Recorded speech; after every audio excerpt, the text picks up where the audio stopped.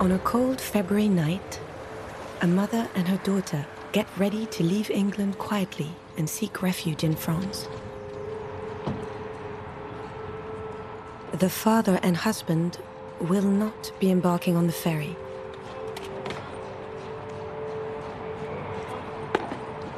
He doesn't know when he will see his daughter Bethany again. See you later. We love you too.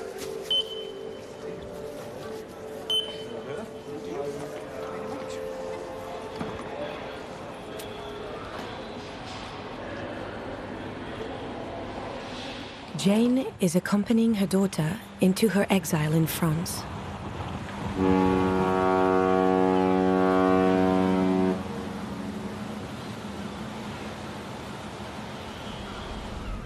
Bethany is fleeing the British social services. 3 weeks ago, the administration threatened to take her first child away from her at birth, right at the maternity clinic. Good, I'm good. I don't want to go back to Great Britain. It's not safe there. No. Well, social services were going to take my baby, so this was the only choice I had, to be a mother. Well, hopefully my life in France will be happy, just happy. Happy and peaceful.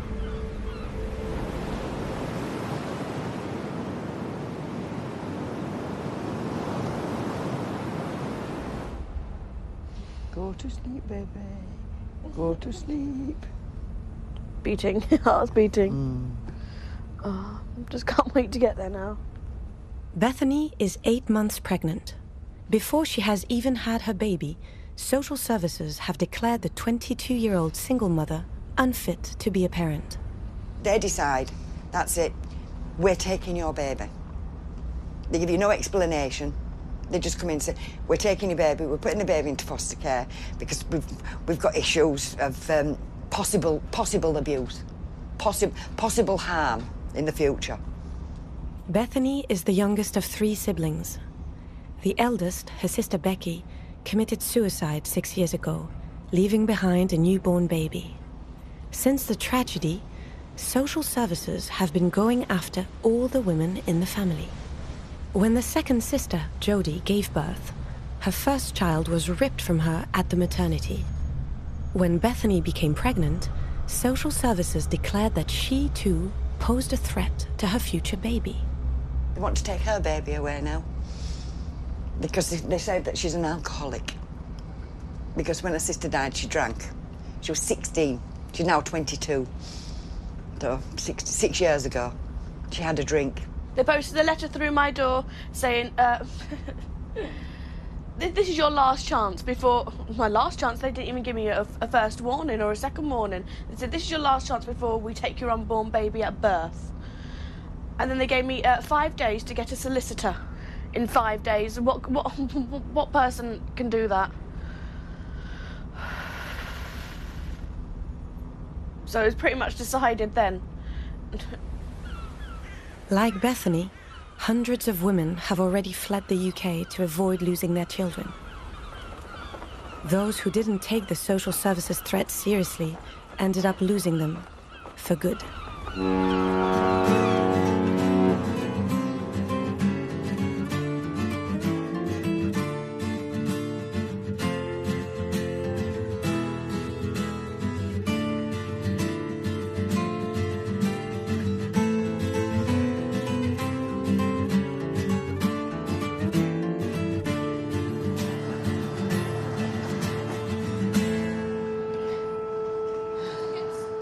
Upon their arrival in Normandy, Bethany and Jane are welcomed by Jenna, an Englishwoman who has been living on the continent for several years.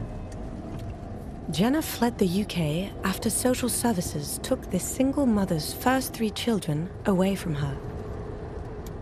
Hi, you all right? How was your journey? Stressful.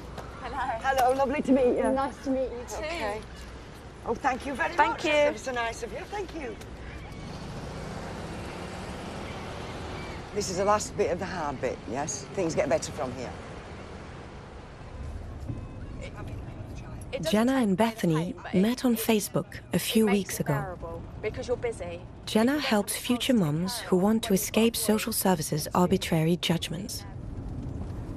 They have to prove that they're not mentally disabled or too physically disabled to be able to take care of the child. Also, they have to prove their resources to be able to afford their rent, to be able to afford their bills, to be able to manage abroad.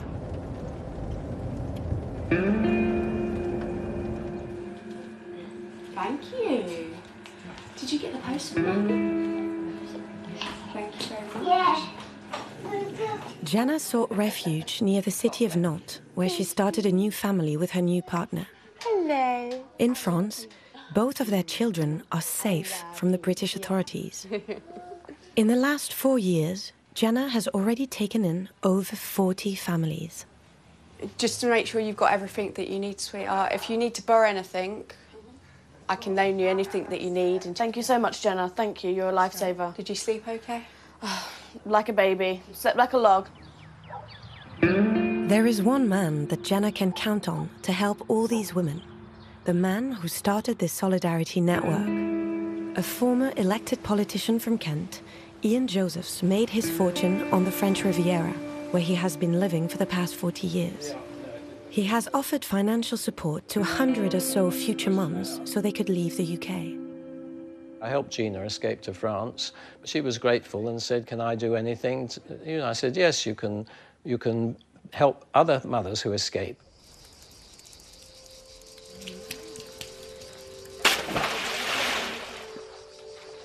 I help parents whose children were taken from them by social services when they committed no crime, punishment without crime. Why do future mothers, innocent families, lose the right to raise their children without having committed the slightest abuse?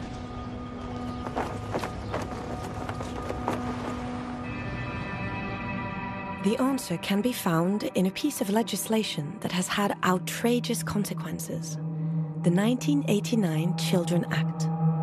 It grants social workers full powers, all in the name of child protection. It contains a legal concept that seems inconceivable in legislation: the likelihood of future harm. These terms are actually laid down as such. They anticipate a child's future suffering. I've been a social worker since 1977 when I qualified, and I've worked as a social worker and a manager for 40 years nearly. There's been a process that's gone on where child protection became the be-all, everything in children and families work. So we moved really from supporting families, from wanting, from working positively, we moved from that to very much a risk situation. Over the years, this notion of risk has licensed all kinds of suspicions of future harm: psychological, physical, and even emotional. The 1989 Children Act is the brainchild of a government that made innocent people guilty. Everything began in 1979. After years of Labour governance, England placed its political fate in the hands of the Conservative Party and its iconic leader, Margaret Thatcher.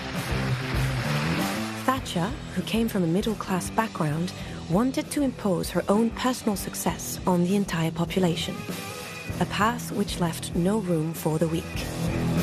A bill to privatise the National Freight Corporation, a bill to privatise bus companies, a bill to privatise cable and wireless, and a bill to privatise the British Steel Corporation. Margaret Thatcher mistreated the British people and broke the social protection system. The UK abandoned its poorest citizens and turned them into suspects.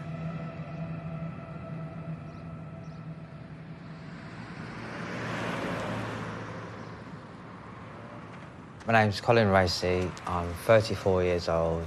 I was born in Norwich. I've always had a happy upbringing. I may have not lived with my mum, may have not known my original dad. I lived with my nan, but it was normal to me. I loved every second of it. Colin depends on benefits. He lives below the poverty level. He receives every month £870, which he shares with his partner, Claire, who suffers from epilepsy. I'm Claire Fox, I'm 24. I went into foster care when I was 12. I've been in 3 different foster basements.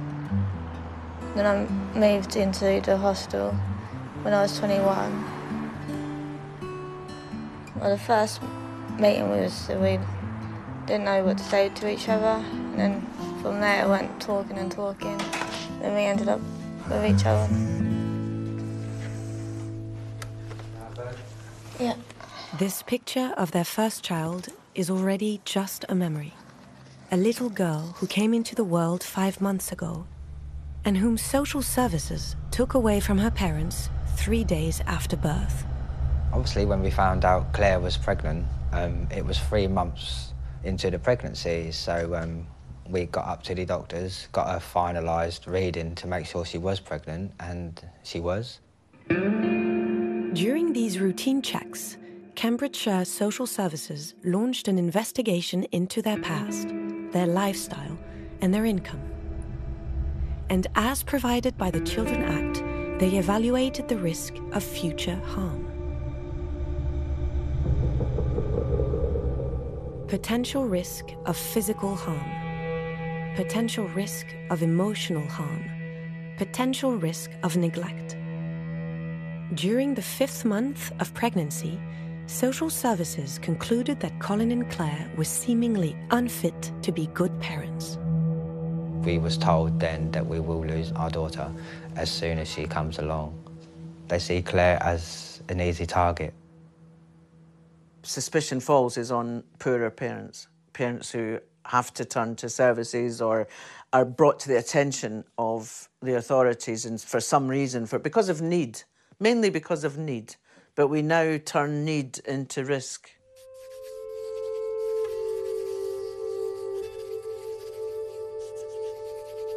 "3 o'clock in the morning, Claire gets some stomach pains. It's arrival of our little baby daughter coming. An hour later, she's in hospital. But on the way to hospital, Claire did say to the paramedic, "Please, may I take my epilepsy tablets?" Now, he said no.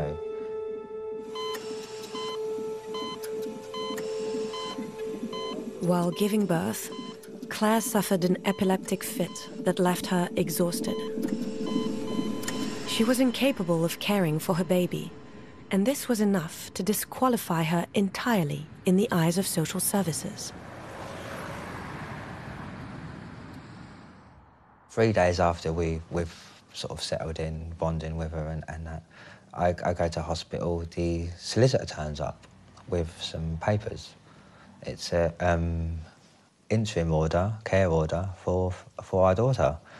And along pops the social worker, and all of a sudden we had to put her in a car seat, and the social worker said, "If you kick off, the police are ready here to arrest you." And we had to watch our daughter get carried out of hospital with the social workers.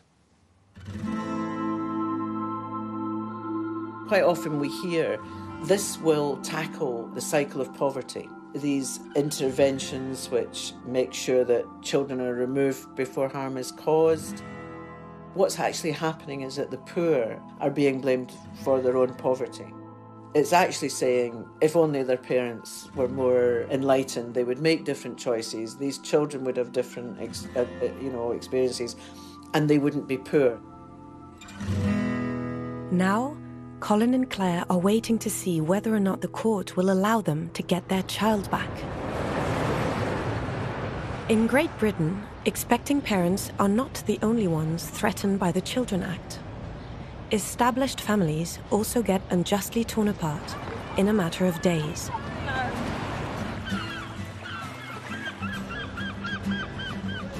Nikki and Mark's life changed forever in October 2003. Their son of 18 months was showing bizarre symptoms that prompted them to take him to hospital. On the 30th of October 2003, we took him to Norwich Hospital. They x-rayed him, they did blood tests and all sorts of things. It was the next day that the nightmare started. We got ushered into a side room to be told that they'd had somebody look at our son's x-rays and they'd found an unusual fracture in his ankle. It's the worst, the parent's worst nightmare is to be in hospital with a sick child and social services actually come walking in and say, we'd like to speak to you at the side. Social workers said that our son had what they called non-accidental injuries. In other words, someone had inflicted them on him by pulling and twisting. When the suspicions were raised against them, Nikki and Mark had been married for 3 years. The quiet, law-abiding couple lived in a residential part of Cromer on the east coast of England. They were raising 3 children, their eldest daughter, aged 3, their 3-month-old baby, whom Nikki was still breastfeeding, and their little boy of 18 months, who was examined at the hospital. So they said to us, do you have any explanations? Well, we didn't know what was going on. We knew he was ill. We'd brought him to hospital. And Nikki just mentioned that we do have brittle bones in the family. And they immediately dismissed it. Without looking any further, Norfolk County Social Services accused Nikki and Mark of having beaten their son. Their 3 children were immediately placed in foster care. Nikki and Mark didn't even get a chance to explain themselves. Unable to prove their innocence, they returned home alone, a mere 3 weeks after their trip to the hospital. The stroke of fate that hit Nikki and Mark's family was no accident. The British authorities had started using the risk of future harm much more frequently after an awful news story shook the entire country 2 years before.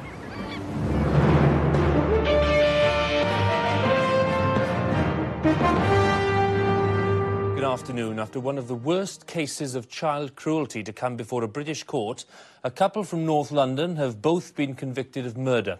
8-year-old Anna Clambier died of hypothermia after suffering at the hands of her great-aunt, Marie-Thérèse Couot, and her boyfriend, Carl Manning. This little girl's family had been under close scrutiny from social workers for years, who now had to examine their conscience. My feeling was at that time that London was under enormous pressure, social services, and there was this constant change and churn going on of senior managers. You would go into work in Harrowing and find somebody, their office had been packed up and they were told that this is, you know, here's your cases, here's your things, we don't know where you're going, but somebody else is in your office. It was chaos in the social services. The public servants were subjected to more pressure than ever before. On the ground, they had to do everything they could to track down abusive parents and find reasons for taking their children away. The system quickly derailed and the number of iniquitous cases grew exponentially.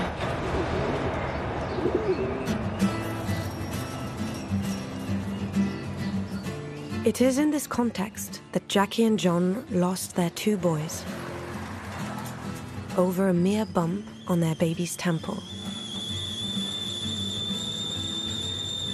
Nothing got questioned, it was just straight out, child abuse. This is what's happened, he's got a skull fracture, got bleeding on the brain. You go there looking for help, and they turn around and point a finger and say, you're a child abuser. It just made no sense whatsoever. 3 weeks after being examined in the emergency room, both of Jackie and John's children were placed in foster care. The parents were held by the county police for questioning. Police are upstairs, they're taking photographs in my son's bedroom, they're taking photographs of everything, they're interviewing us in the house. And just before they leave, they're having a cup of coffee with the 2 of us. The constable says to us, now that we've been here, we've examined your house and we've met with you, we can't understand why this is going on. 1 month later, the county police sent Jackie and John the report of their investigation and their conclusions.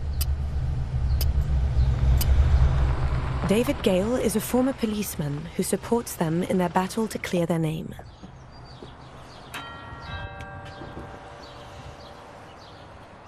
The thing that strikes you are the last 3 lines of it, and that is, I've received the advice back from the Crown Prosecution Service, and the advice is that all suspects should be released, no further action.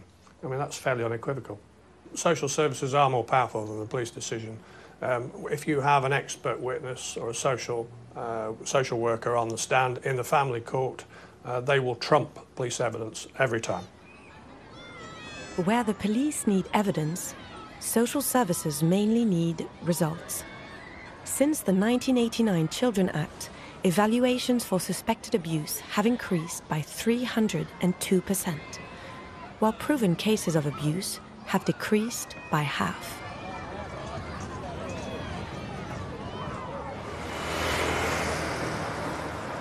The judicial system only has 26 weeks to control the social services' excessive zeal.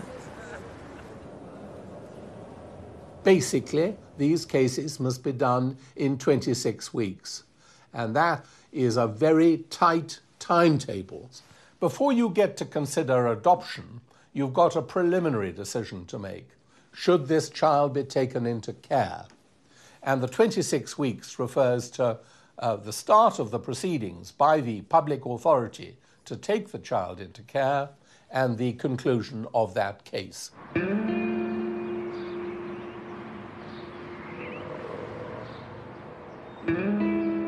During these 6 months, Colin and Claire had to take parenting classes. A sort of exam to win the right to get their child back. We was put on a parenting course. There was just taking notes, talking about how kids react, how newborns react, how to know when they're hungry, how to know when they're tired, how to know when they need a nappy change, how to know when they're ill. Me and Claire was the only ones there who got made to go without our daughter because she was taken into care. In spite of these Kafkaesque circumstances, Colin and Claire were awarded their Good Parenting Certificate.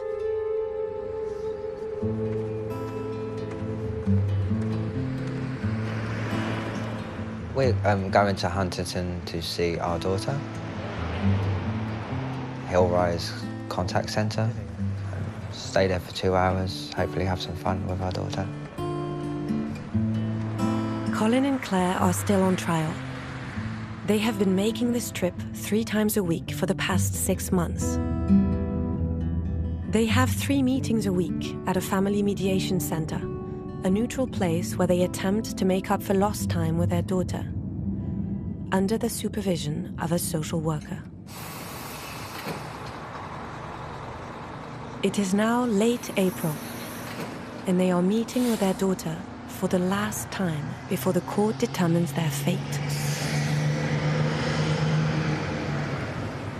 Are you clever? Are you clever?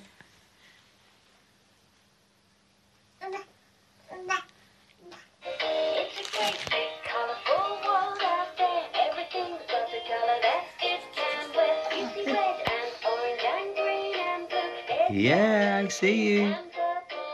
I see you. I do.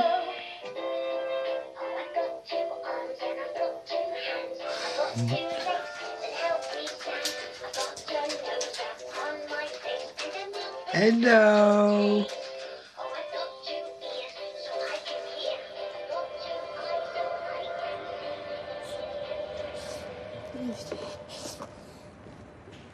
We just want to get the chance to be a mum and dad to her, you know.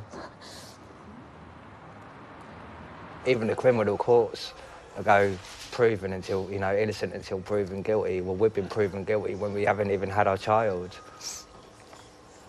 You know, I don't really know what else to say about that one. It just makes me so angry. The court system in this world, in this country, is absolutely diabolical. In 3 days, Colin and Claire will face their judges. While they await the final verdict, Colin and Claire are forbidden to mention their daughter's name or even to talk about their story. At the same stage in their own family tragedy, Mark and Nikki decided to violate this legal obligation.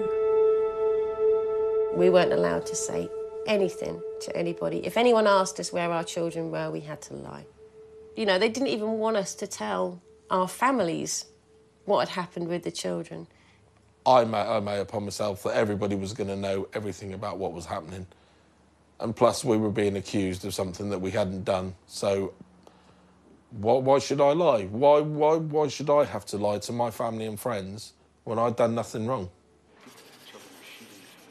At the end of the 6-month period, Nikki and Mark were declared responsible for their son's fractures. They lost their 3 children for good. Their eldest daughter and her 2 brothers were immediately put up for adoption. Why the rush?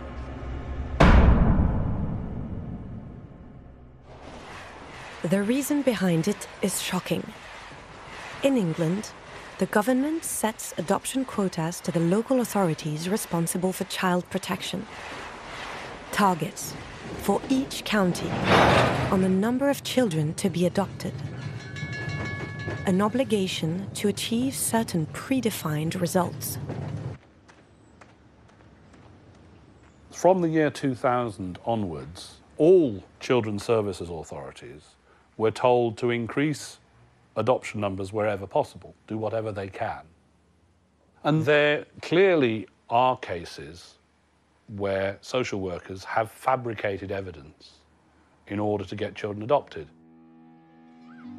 To give counties an incentive to reach their quotas, the Labour government designed a reward system. The more adoption numbers rose, the more the local authorities' budgets would grow, sometimes by several £million. They could have a target for recycling waste, for instance, and if they get more waste recycling, then they get a reward. Similarly, there's a target for recycling children from one family to another. Since 2008, the system has gotten worse. If the counties don't reach their targets, they actually lose money. It is this terrifying logic put in place by the government that Colin and Claire fell victim to. Their first court hearing is this Monday, and they will appear without legal representation. For several hours, Colin and Claire tried to convince the judges that they could be good parents. I looked at them with a smile on my face. I answered every question with a defence. I even acted in a professional manner of shaking everybody's hand. It's all been a look on the social worker's face. The judge's look sort of entails that he knows what we're on about. He knows that we're in the right. We asked for a supervision order. So if the judge decides to let us have one, we might get the daughter back. Colin and Claire still have hope.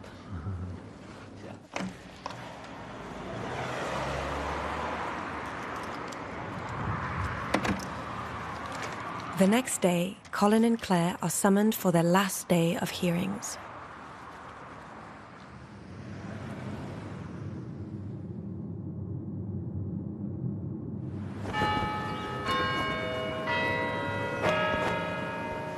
This time, it will be the social worker's turn to speak.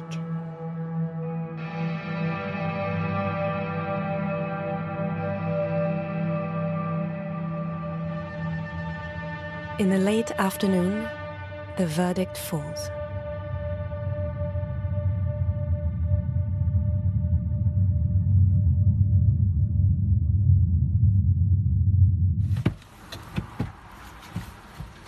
We've lost her. They took her all away. They said that we can't take care of her and we just can't take care of her emotional needs, and they took her for adoption.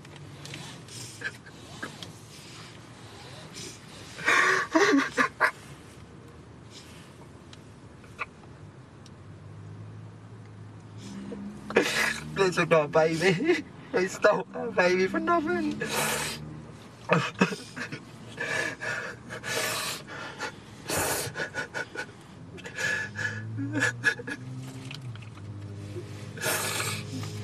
I'm not giving up on her. I'm not at all. I'm not giving up on our little girl. I'm going to find her, and I'm going to make sure she knows that we love her. Screw what they say.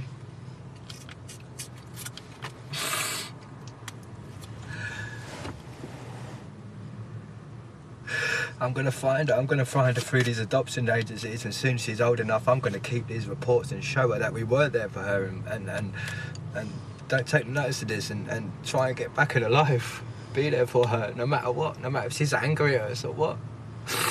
I will. If it's the last thing I ever do on this earth, I will.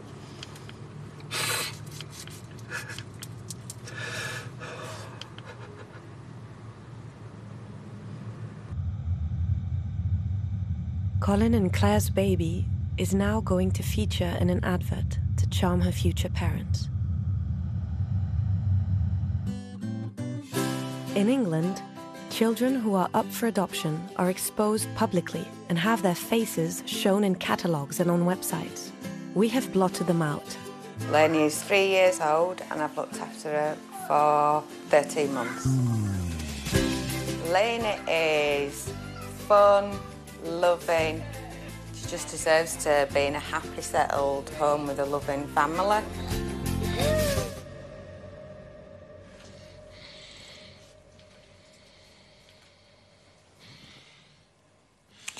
Horrified to see it on video, let alone on... Yeah. So, I just think it's disgusting. 12 years ago, when they were adopted, Nikki and Mark's 3 children also featured in a short promotional video.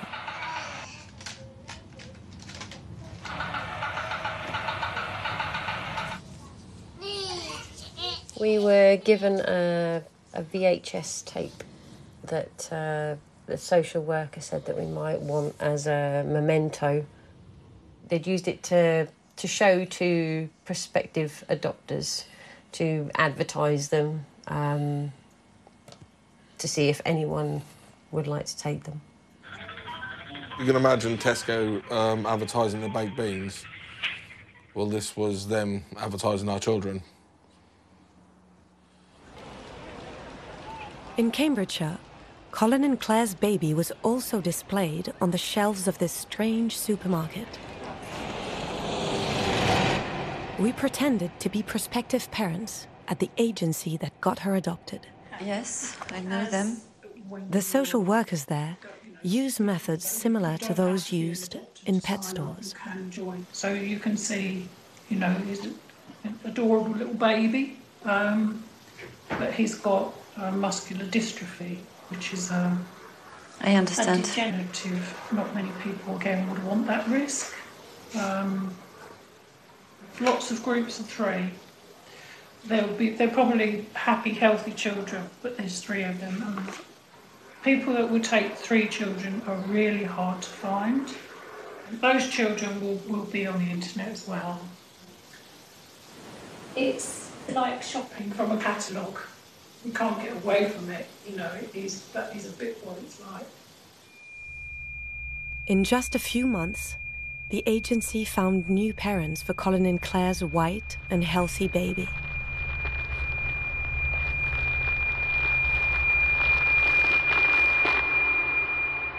For social workers then to have imposed on them targets for the number of children to be adopted then creates other problems. There are not adoptive parents for the older children in care, children with disabilities, children of different ethnicity. There are not queues of adoptive parents for those children.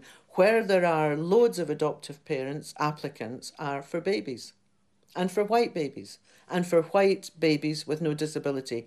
That's what they want. In 2015, of the 7,740 children waiting to be adopted, less than 40% found new parents.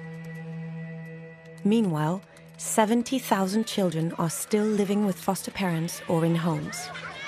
at a cost of almost 2.8 billion euros for the taxpayer. Foster parents are paid quite a significant sum of money for doing the job of fostering. Unlike adopters, when you take a child into your family as yours, you don't get paid for it. And so that is one reason why perhaps local authorities prefer adoption to fostering. In November 2015, Prime Minister David Cameron put his foot down and demanded more adoptions. However, Mr. Speaker, I know his little secret. To get rid of all these children without parents, the government unscrupulously resorted to private agencies. Children have the right to know that there's a public awareness and accountability for their care. And the more that that's subcontracted out, that there's money involved, we know that money and children removed from their families is a recipe for disaster. In the United Kingdom, adoption is an endless cycle of tragedy. The parents, unfairly separated from their children, are deprived of their parent status for life. Adoption is irrevocable. Mistakes made are irreparable. With the Children Act, the UK has found a way to erase the biological parents.